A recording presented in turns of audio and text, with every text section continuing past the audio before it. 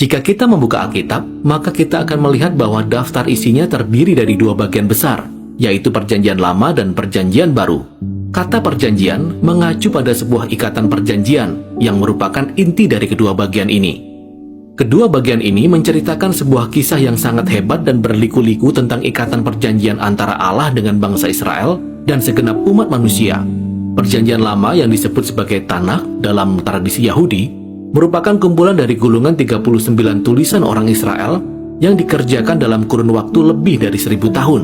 Sedangkan ke-27 kitab dalam Perjanjian Baru semuanya ditulis hanya dalam waktu 30-40 tahun oleh para pengikut Yesus generasi pertama. Sejak semula, umat Kristen sudah mulai mengumpulkan tulisan-tulisan ini dan membacanya bersama-sama dengan Perjanjian Lama sebagai satu kesatuan kisah yang bercerita tentang Yesus. Perjanjian Baru dimulai dengan 4 kitab narasi yang semuanya kita sebut sebagai Injil, yang menceritakan tentang kehidupan, kematian, dan kebangkitan Yesus dari Nazaret sebagai suatu pemberitaan kabar baik. Keempat Injil ini diikuti oleh narasi yang kelima yang disebut Kisah Para Rasul. Dalam kitab ini, Yesus yang telah bangkit mengutus para rasul. Kata rasul juga berarti orang yang diutus. Mereka ditunjuk sebagai utusan Yesus untuk menyebarkan kabar baik tentang Dia ke seluruh dunia pada zaman itu.